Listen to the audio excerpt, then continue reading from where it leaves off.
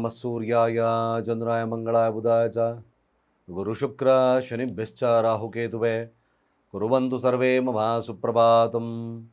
ಶ್ರೀ ಗುರುಭ್ಯೋ ನಮಃ ಹರಃ ಓಂ. ಸಮಸ್ತ ತುಳಸಿ ವೀಕ್ಷಕರಿಗೆ ಶಿವಸ್ವಾಮಿ ಗುರುಜಿಯ ಅನಂತಾನಂತ ನಮಸ್ಕಾರಗಳು. ಸ್ನೇಹಿತರೆ, ತಮಗೆಲ್ಲರೂ ಕೂಡ ಗುರುವಾರದ ಶುಭೋದಯ.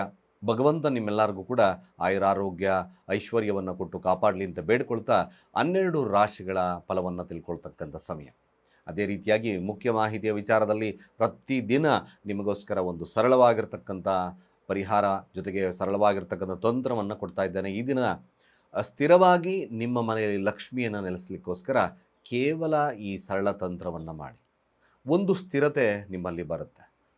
ಆ ಒಂದು ವಿಧಾನವನ್ನು ನಾನು ಕೊನೆಯ ಭಾಗದಲ್ಲಿ ತಿಳಿಸ್ತೇನೆ. ಮೊದಲು ಈ ದಿನ ಪಂಚಾಂಗ ಶ್ರವಣವನ್ನು ಮಾಡೋಣ.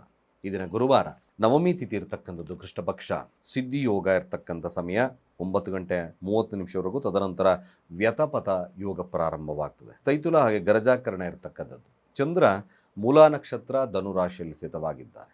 ಇವತ್ತಿನ ಕಾಲಮಾನವನ್ನು ನೋಡೋದಾದರೆ ರಾಹುಕಾಲ ಮಧ್ಯಾಹ್ನ 1:59 3:29 ಯಮಗಂಡ ಕಾಲ ಬೆಳಗ್ಗೆ 6:31 8 ಗಂಟೆಯವರೆಗೂ.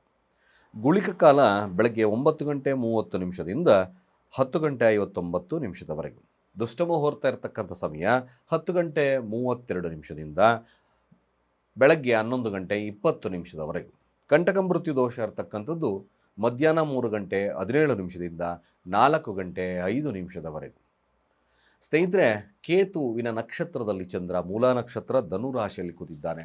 ಹಾಗಾಗಿ ಈ ದಿನದ 12 ರಾಶಿಗಳ ಫಲಾಫಲ ಹೇಗಿರುತ್ತೆ ನೋಡ್ಕೊಂಬರೋಣ. ಮೊದಲು ಮೇಷ ರಾಶಿಯವರ ಫಲ. ಮೇಷರಾಶಿಯವರು ಹಣಕಾಸು ಹಾಗೆ ಬದಲಾವಣೆಯನ್ನು ತಪ್ಪಿಸ್ಬೇಕಾಗುತ್ತೆ. ಕೆಲವೊಂದು ಹಣಕಾಸಿನ ವಿಚಾರದಲ್ಲೂ ಅಷ್ಟೇ ಸ್ವಲ್ಪ ಹಿನ್ನಡೆ ಇರತಕ್ಕಂಥ ದಿನವಾಗುತ್ತೆ. ಭಾಗ್ಯದಲ್ಲಿ ಚಂದ್ರನಿದ್ದಾನೆ. ಚಂದ್ರನ ಸ್ಥಿತಿಗತಿಗಳನ್ನು ನೋಡಿದರೆ ಚಂದ್ರ ಸ್ಥಾನ ಉತ್ತಮತೆಯಲ್ಲಿರ್ತಕ್ಕಂಥದ್ದು. ಚಂದ್ರನ ಒಂದು ಪಾತ್ರ ಈ ದಿನ ಜಾಸ್ತಿ ಇರುತ್ತೆ. 9 ಬದಲಾವಣೆಯ ಸ್ಥಾನ. ಮಕ್ಕಳ ವಿಚಾರದಲ್ಲಿ ಸ್ವಲ್ಪ ವಿಳಂಬತೆಯನ್ನು ತೋರಿಸ್ತಕ್ಕಂಥದ್ದು ಇರ್ತದೆ.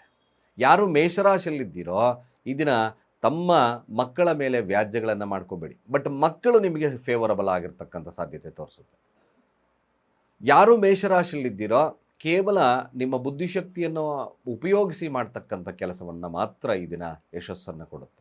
ಬಟ್ ಚತುರ್ಥಾಧಿಪತಿಯಾಗಿರ್ತಕ್ಕಂಥ ಚಂದ್ರ ಭಾಗ್ಯದಲ್ಲಿರೋದ್ರಿಂದ ತಾಯಿಯ ವಿಚಾರದಲ್ಲಿ ಅಥವಾ ತಾಯಿ ಕಡೆಯಿಂದ ನಿಮಗೆ ಶುಭ ಇರ್ತಕ್ಕಂಥದ್ದನ್ನು ನೋಡ್ಬೋದು. ಹಾಗೆ ವ್ಯಾವಹಾರಿಕವಾಗಿ ಸ್ವಲ್ಪ ಹಿನ್ನಡೆ ಇರ್ತದೆ.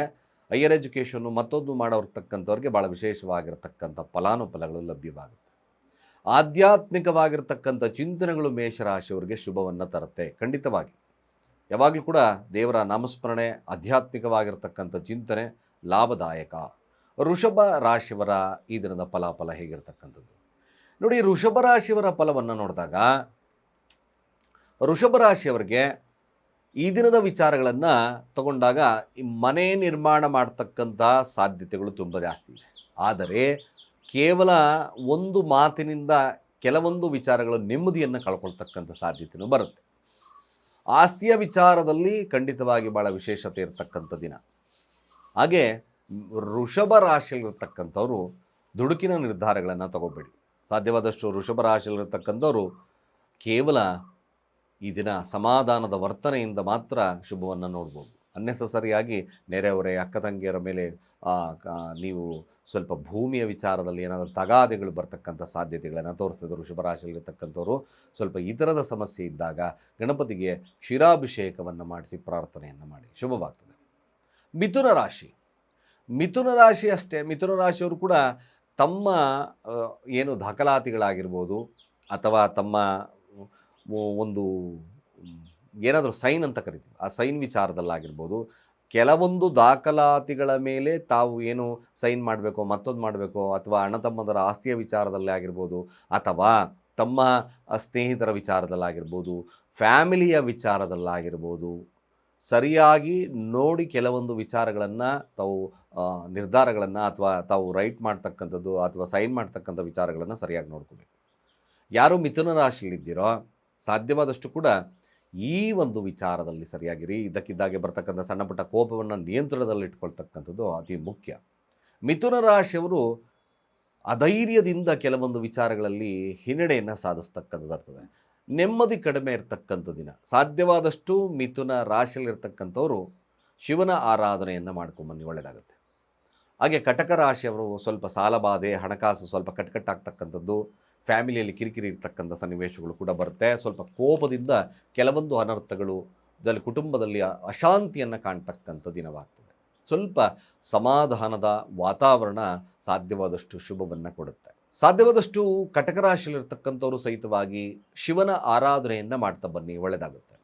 ಸಿಂಹರಾಶಿಯ ಫಲಾಫಲ ಹೇಗಿರುತ್ತೆ? ಸಿಂಹರಾಶಿಯವರಿಗೆ ಹಣಕಾಸು ವಹಿವಾಟುಗಳು, ಪ್ರೀತಿಯ ವಿಚಾರದಲ್ಲಿ ಹಿನ್ನಡೆಯನ್ನು ಸಾಧಿಸ್ತಕ್ಕಂಥದ್ದು ಇರ್ತದೆ. ನಷ್ಟ ಜಾಸ್ತಿ ಬರ್ತದೆ, ಸ್ವಲ್ಪ ಜಾಗರೂಕರಾಗಿರಬೇಕು.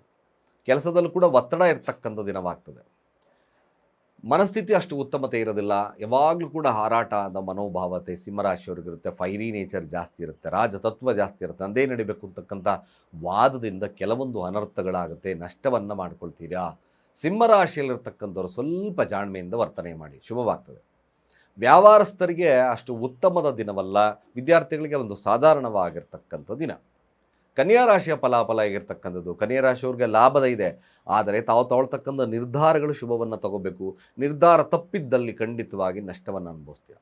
ಇದು ಕನ್ಯಾ ರಾಶಿಯವರ ಈ ದಿನದ ಚಟುವಟಿಕೆಗಳಲ್ಲಿ ನಡೀತಕ್ಕಂಥದ್ದು. ಆದರೆ ಕಾಲಿನ ಬೆರಳುಗಳ ವಿಚಾರದಲ್ಲಿ ಸ್ವಲ್ಪ ಜಾಗರೂಕರಾಗಿರ್ತಕ್ಕಂಥದ್ದನ್ನು ನೋಡ್ಕೊಳ್ಳಿ. ಹಾಗೆ ಆಸ್ತಿಯ ವಿಚಾರದಲ್ಲೂ ಅಷ್ಟೇ ಸ್ವಲ್ಪ ಜಾಗರೂಕತೆ ಇರತಕ್ಕಂಥದ್ದು ಭಾಳ ಮುಖ್ಯ. ಹಾಗೆ ಸ್ವಲ್ಪ ಈ ದಿನ ನೀವು ಹಣಕಾಸು ವಹಿವಾಟುಗಳನ್ನು ಸರಿಯಾಗಿ ಮ್ಯಾನೇಜ್ ಮಾಡ್ತಕ್ಕಂಥದ್ದು, ಇಲ್ಲಾಂದರೆ ಕೊನೆಯಲ್ಲಿ ಸ್ವಲ್ಪ ಯಾವುದಾದ್ರೂ ಖರ್ಚು, ಮತ್ತೊಂದು ಹಣ ಇಲ್ಲದಲೇ ಇರತಕ್ಕಂಥ ಸನ್ನಿವೇಶಗಳು ಕೂಡ ಈ ಒಂದು ಕನ್ಯಾ ರಾಶಿಯವರಿಗೆ ಲಭ್ಯವಾಗುತ್ತೆ. ಕನ್ಯಾ ರಾಶಿಯಲ್ಲಿರ್ತಕ್ಕಂಥವ್ರು ಗಣಪತಿಯ ದೇವಸ್ಥಾನಕ್ಕೆ ಹೋಗಿ ಗರಿಕೆ ಆಹಾರವನ್ನು ಕೊಟ್ಟು ಪ್ರಾರ್ಥನೆಯನ್ನು ಮಾಡಿ, ಶುಭವಾಗ್ತದೆ. ತುಲಾರಾಶಿ ನೋಡಿ, ತುಲಾರಾಶಿಯಲ್ಲಿರ್ತಕ್ಕಂಥವ್ರ ವಿಚಾರಕ್ಕೆ ಬಂದಾಗ ಖಂಡಿತ ತುಲಾರಾಶಿಯವರ ವಿಚಾರದಲ್ಲಿ ಸ್ವಲ್ಪ ಲಾಭದ ವಿಚಾರದಲ್ಲಿ ಮುನ್ನಡೆತಕ್ಕಂಥ ಸಾಧ್ಯತೆ ಇದೆ.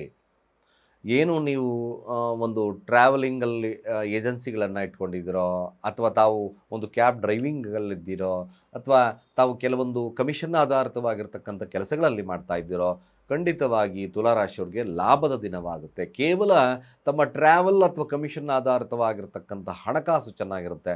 ಮಾತುಕತೆ ಕೂಡ ಶುಭದಿಂದ ಕೂಡಿರ್ತಕ್ಕಂಥ ದಿನವಾಗುತ್ತೆ ತುಲಾರಾಶಿಯಲ್ಲಿರ್ತಕ್ಕಂಥವ್ರು. ಖಂಡಿತ ಒಳ್ಳೆಯ ದಿನ, ಸದುಪಯೋಗ ಮಾಡಿಕೊಂಡ್ರೆ ಒಳ್ಳೆಯದು.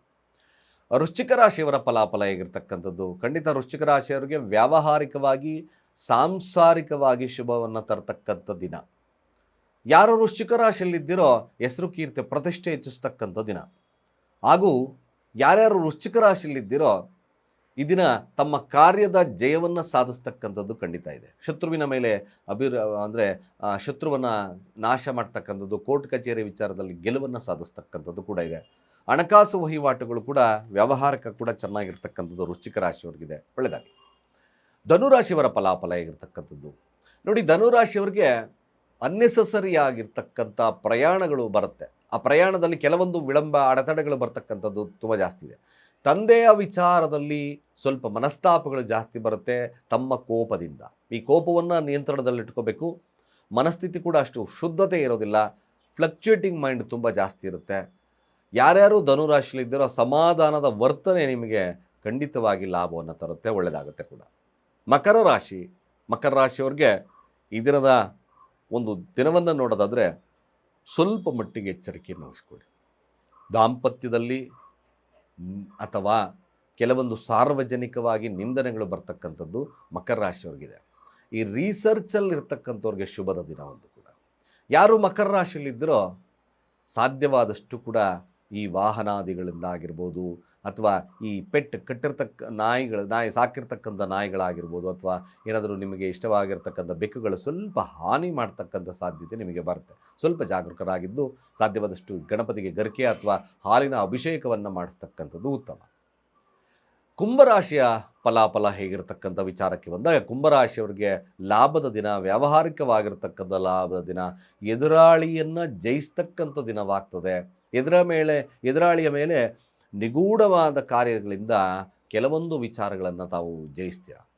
ಅದೇ ಕುಂಭರಾಶಿಯಲ್ಲಿರ್ತಕ್ಕಂಥವ್ರು ದಾಂಪತ್ಯದ ವಿಚಾರದಲ್ಲಿ ಸ್ವಲ್ಪ ಶುಭತ್ವ ಇರ್ತಕ್ಕಂಥದ್ದು ಇರುತ್ತೆ. ವ್ಯಾಪಾರ ವಹಿವಾಟುಗಳು ಚೆನ್ನಾಗಿರ್ತದೆ. ಗಣಪತಿಯನ್ನು ಪ್ರಾರ್ಥನೆ ಮಾಡಿಕೊಳ್ಳಿ, ಇನ್ನಷ್ಟು ಶುಭವಾಗ್ತದೆ. ಮೀನರಾಶಿಯವರ ಈ ದಿನದ ಫಲಾಫಲ ಹೇಗಿರ್ತಕ್ಕಂಥದ್ದು? ಮೀನರಾಶಿಯವರು ಕೋರ್ಟ್ ಕಚೇರಿಯ ವಿಚಾರದಲ್ಲಿ ಗೆಲುವು ತುಂಬ ಜಾಸ್ತಿ ಇದೆ. ಅದೇ ರೀತಿಯಾಗಿ ಯಾರು ಮೀನರಾಶಿಯಲ್ಲಿದ್ದೀರೋ ಅನ್ನೆಸೆಸರಿಯಾಗಿ ಯಾವುದೇ ಕಾರಣಕ್ಕೂ ಕೂಡ ನಿಮ್ಮ ಹೆಸರು ಕೀರ್ತಿ ಪ್ರತಿಷ್ಠೆ ಮೇಲೆ ಕಳಂಕ ತರ್ತಕ್ಕಂಥ ಕೆಲಸಗಳನ್ನು ಮಾಡಬೇಡಿ. ರಾಜಕೀಯವಾಗಿ ಶುಭತ್ವವಿದೆ, ಬಟ್ ಅನ್ನೆಸೆಸರಿ ಆಗಿರ್ತಕ್ಕಂಥ ಮೀನರಾಶಿಯವರು ಈ ಅನ್ನೆಸೆಸರಿಯಾಗಿ ಯಾರೊಟ್ಟಿಗೆ ಮಾತಾಡಿ ಏನಾದರೂ ಸಣ್ಣ ಪುಟ್ಟ ಸಮಸ್ಯೆಗಳನ್ನು ಮಾಡಿ ಅವರೊಟ್ಟಿಗೆ ವ್ಯಾಜ್ಯಗಳು ಬರ್ತಕ್ಕಂಥ ಸಾಧ್ಯತೆಗಳು ಕೂಡ ಇದೆ. ಹಾಗಾಗಿ ಸ್ವಲ್ಪ ಜಾಗರೂಕತೆ ಇರ್ತಕ್ಕಂಥದ್ದು ಭಾಳ ಮುಖ್ಯ. ಜೊತೆಗೆ ಯಾರ್ಯಾರು ಮೀನರಾಶಿಯಲ್ಲಿದ್ದರೋ ಸ್ವಲ್ಪ ವ್ಯಾವಹಾರಿಕವಾಗಿ ನಷ್ಟ ಇರತಕ್ಕಂಥ ದಿನವಾದ್ದರಿಂದ ಸ್ವಲ್ಪ ಜಾಗರೂಕತೆ, ಹುರುಳಿಕಾಳು ದಾನ ಮಾಡಿ ಶುಭವಾಗುತ್ತೆ. ಇಷ್ಟು ದ್ವಾದಶ ರಾಶಿಗಳ ಫಲಾನುಫಲಗಳು. ಸ್ನೇಹಿತರೆ, ಮುಖ್ಯವಾಗಿ ಸ್ಥಿರವಾಗಿ ಹಣಕಾಸು ಇರಬೇಕು ಅಂದರೆ ಕೇವಲ ಒಂದು ಸರಳವಾಗಿರ್ತಕ್ಕಂಥ ವಿಧಾನ. ಹಳದಿ ವಸ್ತ್ರವನ್ನು ತಗೊಳ್ಳಿ, 2 ಸ್ಪೂನಷ್ಟು ಸಕ್ಕರೆಯನ್ನು ಹಾಕ್ಕೊಳ್ಳಿ, 2 ಲವಂಗ ಅಥವಾ 3 ಲವಂಗ, 2 ಬೇಡ 3 ಲವಂಗವನ್ನು ಹಾಕಿ ಸಂಕಲ್ಪ ಸಹಿತವಾಗಿ ಗುರುವಾರ ದಿನ ಅದನ್ನು ಕಟ್ಟಿ ದೇವರ ಕೋಣೆಯಲ್ಲಿಟ್ಟು ಪೂಜೆಯನ್ನು ಮಾಡಿ ನೀವು ಹಣ ಇಡ್ತಕ್ಕಂಥ ಕ್ಯಾಶ್ ಕೌಂಟರ್ಲಿ ಅದನ್ನು ಹಿಡಿ. ನಿಜವಾಗ್ಲೂ ನಾನಾ ರೀತಿಯಾದಂಥ ಸಮಸ್ಯೆಗಳು ದೂರವಾಗಿ ಸ್ಥಿರವಾಗಿರ್ತಕ್ಕಂಥ ಹಣಕಾಸಿನ ಅಭಿವೃದ್ಧಿ ಆಗುತ್ತೆ, ಶುಭವನ್ನು ಕೊಡುತ್ತೆ. ಖಂಡಿತ ಇದೊಂದು ಒಳ್ಳೆಯ ಪ್ರಯತ್ನ ಮಾಡಿ ನೋಡಿ, ನನಗೆ ಕಾಮೆಂಟ್ ಮಾಡಿ ಅಂತ ಹೇಳ್ತಾ ಸರ್ವೇ ಜನ ಸುಖಿನೋ ಭವಂತು.